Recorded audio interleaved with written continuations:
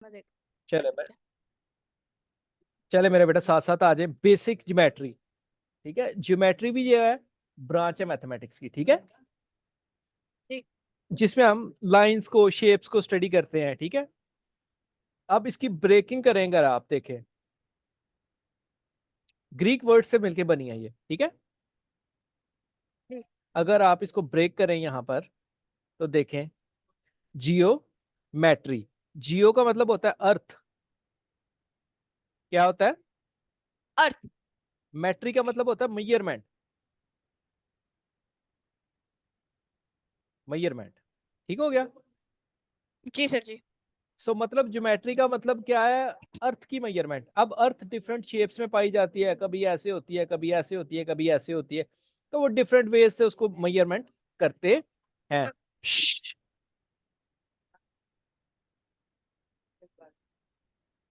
Geometry Greek word से लिया गया है। ठीक है, जिसका मतलब है मेजरमेंट ऑफ अर्थ। ठीक हो गया यहाँ तक। जी। अब मेरा बेटा इसके अंदर हम स्टडी क्या करते हैं? इसके अंदर हम lines, points, angle, shapes, basically ये शेप्स की मेजरमेंट को स्टडी करता है। लेकिन शेप्स की मेजरमेंट करने के लिए डिफरेंट चीजें रिक्वायर्ड होती हैं। लाइंस की लेंथ है ना, फिर लाइन कैसे लगाई जाती है, लाइन सेगमेंट क्या होता है, पॉइंट्स क्या होते हैं, एंगल्स कितने होंगे। तो मुख्तलिफ चीजें हैं जिसको हम यूज करते हैं। अब वो यहाँ पर थोड़ी सी इंफॉर्मेशन देता है, कहता है इन बिलियर्ड, ठीक है, player need to have angle. देखो एक बॉल है, एक बॉल यहाँ पर पड़ा है, ठीक है, और पॉकेट यहाँ पर है। अब वो एक एंगल के साथ इसको हिट करेगा जो कि आके इसको इधर टकराए, है ना। ये बॉल इधर मूव आएगा इसमें, है ना। जी। अब अगर एंगल ठीक ना हिट करेगा वो, तो बॉल अगर इधर लगती है तो ये शायद इधर चला जाए, है ना। जी। इधर लगता है तो शायद इधर चला जाए। तो एक खास स्पेसिफिक एंगल पे इसको हिट किया जाएगा ताकि ये एक खास स्पेसिफिक एंगल से इसमें मूव कर जाए। अब वो कर कहता है सके। कोई और गेम आपके जहन में आती है जहां पर ये एंगल्स होते हो? कोई तेरे जहन में आती है?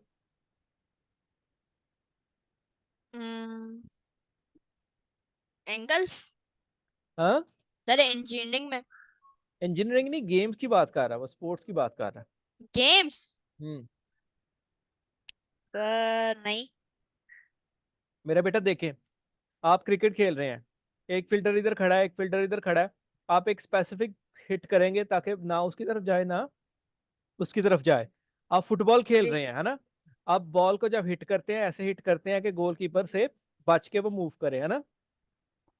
जी। तो यहाँ पर एंगल्स, ये यहाँ पे वो एंगल्स का यूज बता रहा है कि एंगल का कहाँ पे यूज होता है। और भी हो सकती है है। गेम्स हो, मुझे तो भाई इतनी को पता ही, तो मैं उस हिसाब से लगा दिया। अब मेरा बेटा यहाँ पर आए, वो कहता है इस चैप्टर में हम लर्न क्या करेंगे, ये चीजों को फोकस करना होता है हमने, कि अगर कोई चीज रह गई तो आप बता सकते हैं जी। तो कह रहा है at the end of the chapter you should be able to, किस काबिल होंगे आइडेंटिफाई करना different types of angle. Angle में हमारे पास acute angle, obtuse angle, reflex angle, right angle, या मुख्तलिफ एंगल्स होंगे, है ना। जी। प्रॉब्लम सॉल्विंग एंगल्स के मुतालिक अब प्रॉब्लम्स आ जाएंगी, वर्ड प्रॉब्लम्स दे सकता है वो, यहाँ ये कॉम्प्लीमेंट्री एंगल, सप्लीमेंट्री एंगल किस तरह की दे सकता है। ए और ये आ गया आपका 60 डिग्री, तो इस तरह की एग्जांपल दे सकता है वो। तो हम कॉम्प्लीमेंट्री सप्लीमेंट्री एंगल्स का लॉ लगा के तो यहाँ पे इसको सॉल्व कर लेंगे। देखा, वो आ गया straight line angle. Straight line angle का सम होता है 180 degree. 180। Angle about the point होता है 360 डिग्री, है ना, सम। वर्टिकली ऑपोजिट एंगल क्या होते हैं? जब ये क्रॉस बनता है तो ये आमने वाले सामने वाले एंगल जो होते हैं वर्टिकली ऑपोजिट होते हैं और ये इक्वल होते हैं। अब दूसरा ऑब्जेक्टिव हमारा क्या है? इसके चैप्टर को सीखने के बाद हम इस काबिल होंगे कि हम बता सकें एंगल कैसे फॉर्म किए जाते हैं। अब एक एंगल को, एक ट्रांसवर्सल लाइन, अब ये देखें, दो पैरेलल लाइन, ऐसी लाइंस जिनको इंक्रीज किया जाए और वो कभी आपस में टच ना करें, वो पैरेलल लाइंस होती हैं, है ना। जी। अब इन दो पैरेलल लाइन को एक नॉन पैरेलल लाइन या कोई एक और लाइन कट करती है तो उसको हम बोलते हैं ट्रांसवर्सल लाइन। कौन सी लाइन? Transversal line. मतलब ये 1 और 2 पैरेलल है और वो जो दूसरी लगाई है वो ट्रांसवर्सल लाइन है। इन चीजों को आपको पता होना चाहिए। जब भी दो पैरेलल लाइंस को एक लाइन कट करती है स्पेसिफिक एंगल के साथ तो उसको हम ट्रांसवर्सल लाइन बोलते हैं। ये दो पैरेलल लाइन थी, इसको इस लाइन ने कट किया, ये ट्रांसवर्सल लाइन है, ठीक है। जी। अब इसको जब वो कट करती है तो चार एंगल बन जाते हैं इधर, चार एंगल बन जाते हैं इधर। अब इन एंगल का आपस में मुख्तलिफ रिलेशनशिप है, कॉरस्पॉन्डिंग कराई जाती है। तो जो निकलते हैं अल्टरनेट एंगल, इंटीरियर एंगल और मुख्तलिफ एंगल, कॉरस्पॉन्डिंग एंगल्स। इस चैप्टर में हम ये चीजें सीखेंगे, ठीक हो गया जी। मेरे बेटा? अगर आप इस लेक्चर को दोबारा सुन के नोट्स बना लें तो आप काफी बहुत चीजें सीख सकते हैं। मे भी कुछ चीजें मिस भी हो मेरे से, लेकिन फिर भी बहुत जो चीज मुझे याद आ रही है मैं आपको बताता जा रहा हूँ। देखिए अब यहाँ पे आ गया इन ज्योमेट्री। इन ज्योमेट्री हम क्या करते हैं? ज्योमेट्री में, ज्योमेट्री का मतलब मैंने आपको बताया measurement of earth. We study shapes. क्या स्टडी करते हैं? शेप्स। रिलेटिव पोजीशंस को स्टडी करते हैं, ठीक है। फिगर की प्रॉपर्टीज को करते हैं, ठीक है। उसके बाद we will be taking close look at geometry in this chapter. वो कह रहा बस करेंगे। अब यहाँ पर आ जाए इंफॉर्मेशन, इसको इंपॉर्टेंट लगाएं, याद करें, लिखें, नोट्स बनाएं।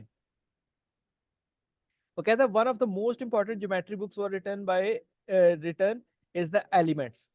ज्योमेट्री के ऊपर जो सबसे इंपॉर्टेंट किताब लिखी गई वो कौन सी थी? एलिमेंट्स। The elements. एक ग्रीक मैथमेटिशियन ने लिखा था, यूक्लिड ऑफ अलेक्जेंड्रिया, इसने लिखी थी ये। इसको फादर भी बोला जाता है ज्योमेट्री का, जो भी कह ले आप, इसने पंगा लिया था ये सबसे ज्यादा। तो ये आपसे क्वेश्चन लाजम नहीं पेपर में आए, ठीक है। आपकी इंफॉर्मेशन है, आपका नॉलेज आपको काबिल बनाता है। अब most basic unit, the most basic geometric figure is point. Most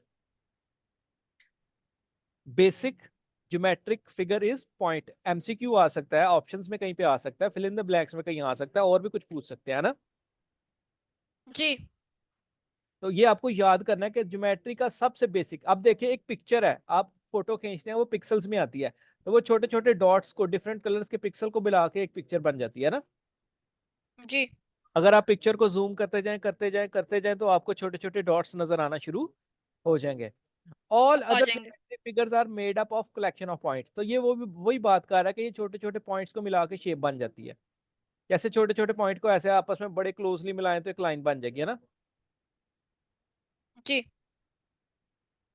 A point has position but it is neither size nor shape. Point की पोजीशन हो सकती है कि यहाँ पे पोजीशन, यहाँ पे पॉइंट लगा हुआ है, इसकी पोजीशन बता सकते हैं, ना तो इसका साइज ना ही इसकी शेप बता सकते हैं आप, ठीक है। हाँ जी। एक इंफॉर्मेशन इसने दे दी। वो कहता है पॉइंट को रिप्रेजेंट करने के लिए हम क्या करते हैं, एक डॉट लगा सकते हैं या एक क्रॉस का मार्क, जैसे ये इसने। एक पॉइंट को रिप्रेजेंट करने के लिए या आप डॉट लगा सकते हैं या आप क्रॉस का मार्क्स लगा सकते हैं, ठीक हो गया। जी।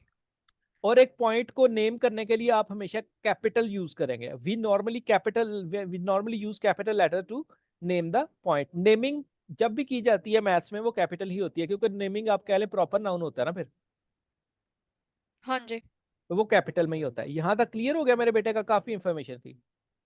जी सर जी। Main points.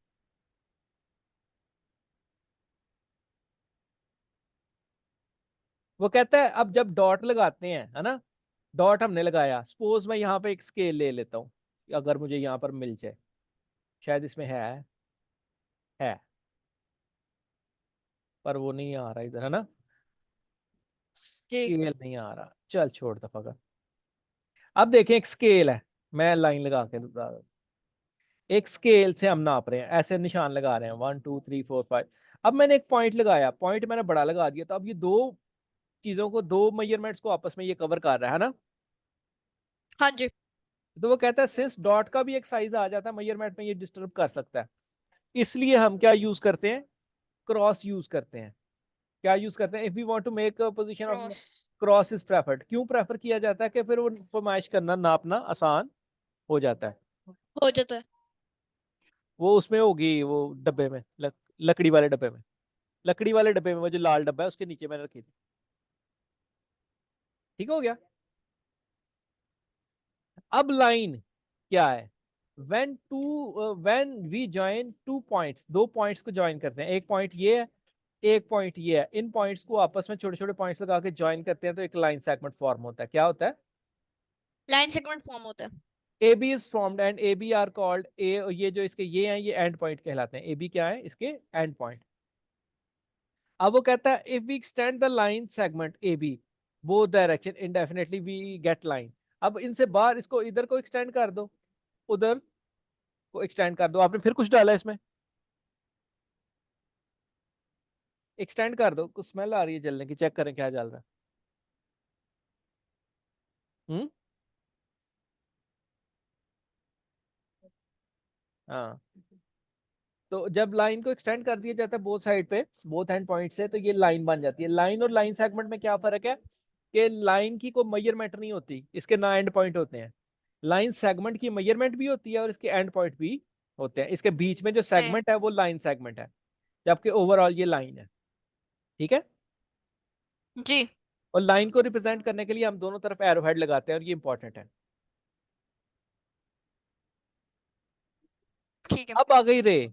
अब एक एंड पॉइंट से, एक तरफ एंड पॉइंट हो, ये सूरज है समझ लें, इधर से लाइट निकली और वो चलती जा रही है, दूसरा एंड पॉइंट नहीं है।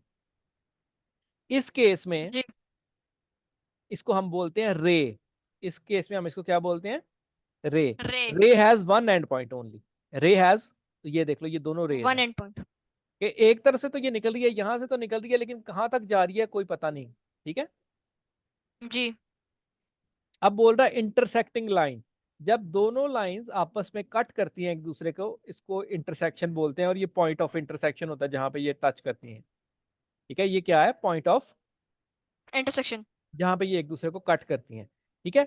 अब point A X G B are collinear, point A X B are collinear, मतलब एक ये पॉइंट, कोलिनियन। देखो क्यों, एक ये पॉइंट, एक ये पॉइंट और एक ये पॉइंट, ये कोलिनियर है because they are lying on the same line. एक लाइन के ऊपर जब कोई पॉइंट्स लाई करते हैं वो सेम कोलिनियर पॉइंट्स होते हैं। क्या होते हैं वो? इसको याद कर, collinear points, non collinear points. जब एक पॉइंट, एक जब दो या दो से ज्यादा पॉइंट्स एक लाइन पे लाई नहीं करते वो नॉन कोलिनियर होते हैं, जब एक ही लाइन पे होते हैं वो कोलिनियर होते हैं। जी अब आ गया प्लेन। आपका पेपर का पेज जो है जिसके ऊपर आप शेप्स बनाते हैं वो प्लेन है। A plane is a flat surface, है ना, इन विच हाँ एनी जी। एंड पॉइंट्स आर जॉइंट, उसको हम प्लेन बोलते हैं। The floor of classroom is example of horizontal plane. आपका देखे, एक हॉरिजॉन्टल प्लेन होता है और एक वर्टिकल प्लेन होता होता है। ये वर्टिकल है, ये हॉरिजॉन्टल है। ठीक है। हॉरिजॉन्टल। और फिर अ surface which is not flat, जो सीधा ना हो, उसको कर्व बोलते हैं, जैसे कि ये curve surface. A surface which is not flat is called curve surface. ये कर्व डेफिनेशन सरफेस। आपने लिखनी है, सीखनी है। A plane has two dimensions, plane की टू डायमेंशंस होती हैं। ठीक है। Search on internet and to find out the meaning of dimension. Dimension क्या बोलते हैं? ये लेंथ ब्रेथ को, इसकी सिमतों को डायमेंशन बोलते जी हैं। ठीक है। फॉर है। Example the surface of the basketball is curved surface. ठीक हो गया। अब यहां से ये इसको ट्रू फॉल्स को कीजिएगा। अब आ गई एंगल। जब दो रेज एक ही पॉइंट से निकलें, जब दो रेज एक ही पॉइंट से निकलें, एक ही पॉइंट से निकले। इनके दरमियान एंगल फॉर्म होता है। क्या होता है? एंगल फॉर्म होता है। एंगल फॉर्म होता है। डेफिनेशन इसकी आप लिख सकते हैं, two rays with common end point form an angle. मेरा बेटा रिकॉर्ड हो रहा है। Two rays with common end point form an angle. जब दो रेज का एंड एंगल। पॉइंट कॉमन हो, वो एंगल बनाती हैं। ये एंगल नहीं बनेगा, इसका एंड पॉइंट ये है, इसका एंड पॉइंट ये है, दोनों का जी अलग अलग एंड पॉइंट है। ना ना ना, एंड पॉइंट एक होना चाहिए। जब दोनों का एंड पॉइंट एक हो फिर एंगल बनता है। और बनता है। को हम साइड्स भी कहते हैं, आर्म्स भी कहते हैं। ठीक है। इनको हम क्या कहते हैं? जी साइड्स भी कहते हैं और आर्म्स भी कहते हैं। कुछ बुक्स में साइड कहते हैं, कुछ बुक्स में आर्म कहते हैं। और ये जो नुकर होती है इसकी, जो कॉमन वर्टेक्स होता है, इसको इसको कॉमन एंड पॉइंट होता है, इसको हम वर्टेक्स बोलते हैं, जैसे कि यहाँ पर लिखा है। ये दो दिखाया गया। साइड्स हैं, तो ये एंगल है। तो two rays with common end point form an angle. दो रेज एक कॉमन एंड पॉइंट के साथ मिलकर क्या बनाती हैं? एंगल बनता है। एंगल बनाती हैं। इसके बाद इसकी आर्म्स को इनिशियल आर्म और टर्मिनल आर्म कहते हैं। एक आर्म फिक्स होता है, वो मूव नहीं करता, उसको इनिशियल कहते हैं। एक आर्म मूव करता है, उसको टर्मिनल कहते हैं। जैसे ये देखो, ये था जी लाइन, ये मूव नहीं करेगी, ये वाला मूव करके उधर को गया है ना, तो ये आपका जी इनिशियल आर्म और ये आपका टर्मिनल आर्म। ठीक है। इस बुक में नहीं लिखा। ये अब आ मेरा गया बेटा, प्रोटेक्टर से जो मेजर होते हैं। एंगल को मेजरमेंट किस में किया जाता है? अब क्वेश्चन आ गया, एंगल को मेजर किया जाता है डिग्रीज में। ठीक है। और रेडियंस में भी जी किया जाता है। ठीक है। तो एंगल को मेजर करने के लिए जो टूल यूज किया जाता है वो प्रोटेक्टर को यूज किया जाता है। ठीक है। जी ये मैंने एक प्रॉपर वीडियो बनाई हुई है, मैं सेंड करूंगा या फिर पढ़ा दूंगा वो। उस पे कोरल पे बनाई थी हमने, एक प्रोटेक्टर लेके, वो फिर करवा दूंगा आपको किस दिन। ठीक है। तो उसके ऊपर बाद ठीक है। में बात करेंगे। अब टाइप्स ऑफ एंगल आ गई। Angle less than 90 degree are called acute acute angle. Angle. Angle equal 90 degree is called right angle. Right angle angle. Greater than 90 degree and between 180 obtuse. Obtuse. और एंगल किसके दरमियान, reflex. 180 से 360 से, 360। हाँ जो है हमारे क्या है, 360 से बड़े हो जाते हैं ना, 180 और 360 से जी। बड़े फुल जो एंगल, सर्कल। वो हमारे reflex angle. Reflex angle.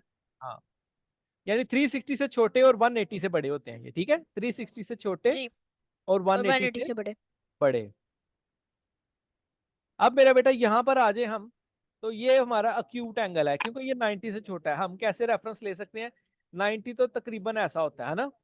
Sir second के कितने 180 है ना। हाँ जी, नहीं 180 नहीं है वो, ऑब्ट्यूज। obtuse है, अब 180 से बड़ा है ना, ये रिफ्लेक्स है। जी। ये ओह। obtuse है, ये वाला obtuse है 90 से बड़ा, जी। क्योंकि 180 तो यहाँ पर आएगा ना, ये स्ट्रेट लाइन 180 है, इसके ऊपर ये आ गया 90। अब ये पहला वाला ए वाला एंगल तो हमारा कहीं यहाँ पे ऐसे बन रहा है, तो ये तो अक्यूट हो गया ना। जी। अगले वाला थोड़ा सा बाहर चला गया, ये ऑब्ट्यूज हो गया। अब ये जो बायर बनाता है, ये जो बायर शो करता है, ये रिफ्लेक्स एंगल होता है, ठीक हो गया। जी। डी पार्ट है एक्यूट, ई पार्ट है डी रिफ्लेक्स, पार्ट है F obtuse, part. Obtuse reflex. G obtuse obtuse ये आपका है, पता नहीं क्या है। ये आपका फिर घूम के वापस आ जाएगा, तो ये रिफ्लेक्स। रिफ्लेक्स है, ठीक है। और ये 40 अक्यूट है, एक्यूट जी। ठीक है।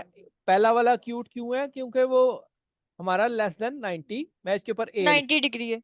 ये इसके ऊपर आर लिख देता हूँ, इसके ऊपर ओ लिख देता हूँ, इसके ऊपर ओ लिख देता हूँ, इसके ऊपर आर लिख देता हूँ, और इसके आर। ऊपर ए आर। ए। तो डेफिनेशंस के अकॉर्डिंग वो ये बना रहा है। है। अब आ जाते हैं नीचे थोड़ा सा,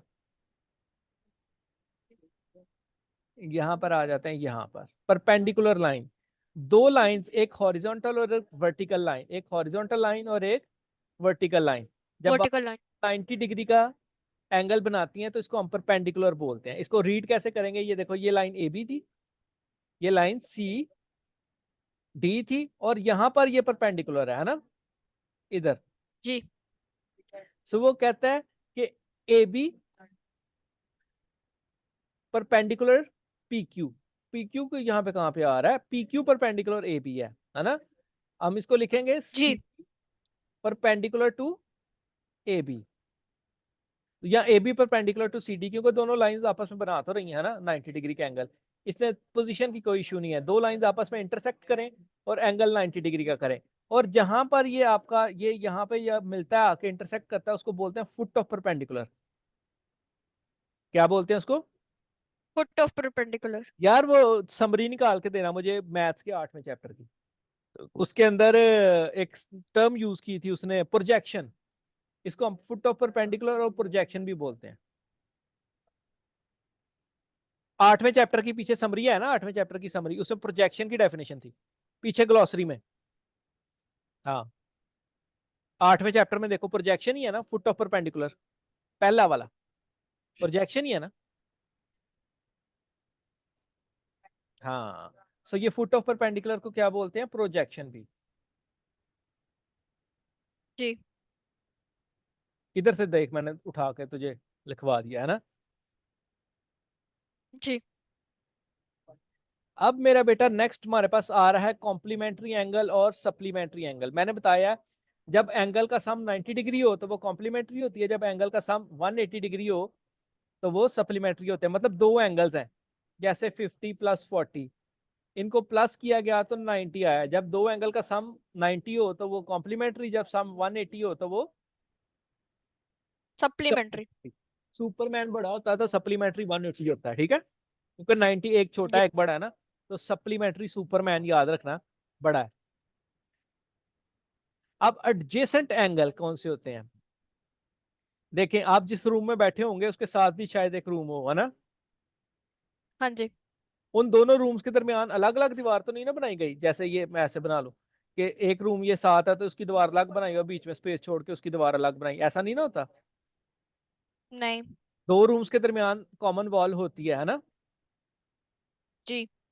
इनको हम नेबर भी बोलते हैं, जिनकी एक वॉल कॉमन हो। ये जो एंगल बनेंगे ये एडजेसेंट एंगल होंगे, इनका वर्टेक्स सेम होता है, इनका एक साइड सेम होती है और ये ऑपोजिट, दोनों के मुखालिफ होते हैं। ये इसकी प्रॉपर्टीज हैं, याद करनी है। देखें, वी सेम है, जी ये वाली साइड सेम है, 2 पॉइंट सेम हो गए, vertex same, common arm same, है ना। और जी लाई ऑन द ऑपोजिट, ये इस तरफ लाई कर रहा है और ये ऑपोजिट डायरेक्शन में लाई कर रहा है। ठीक हो गया। ठीक है। स्ट्रेट लाइन एंगल, सीधी लाइन के ऊपर, सीधी लाइन के ऊपर जितने भी एंगल हो उनका सम हमेशा 180 डिग्री होगा।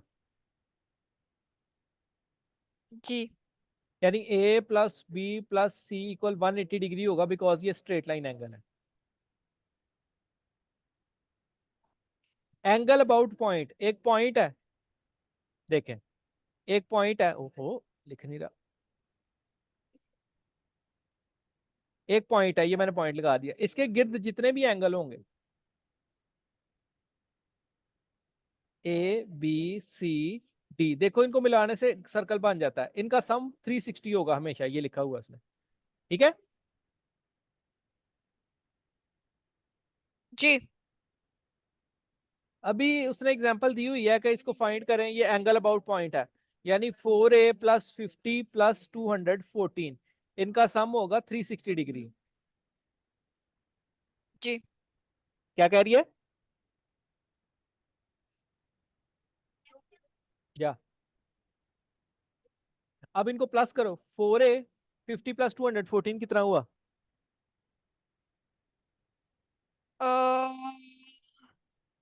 50 तो प्लस इसको मित्या को बुला ले, पढ़ना नहीं है इसने। इनको सम अप करोगे तो कुछ ना कुछ तो आ ही जाएगा, ठीक है। और फिर उसको उस 50 तरफ प्लस तो माइनस हो जाएगा, 214 प्लस 264 कुछ ना कुछ आ ही जाएगा, फिर उसको अलजबरा की तरह सॉल्व कर लेना। कर लेंगे।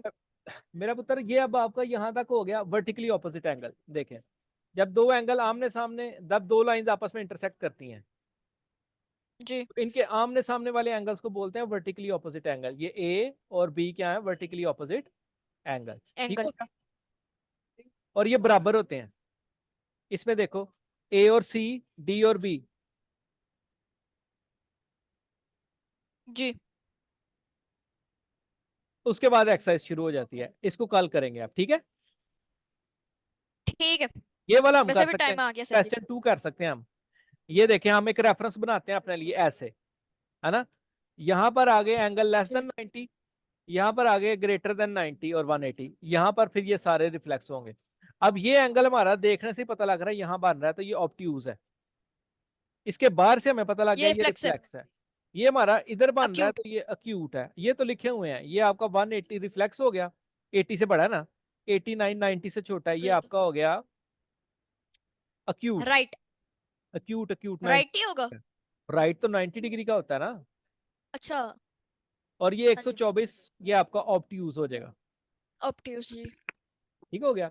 यहां तक आपका क्लियर हो गया। हो गया। ये नीचे वाले भी ऐसे ही हैं, पर उनके कॉम्प्लीमेंट्री सप्लीमेंट्री लिखने कल लिखेंगे इंशाल्लाह, ठीक है। जी चल मेरा बेटा, ओके, अल्लाह हाफिज। 2 मिनट, मैं बस एक चीज करने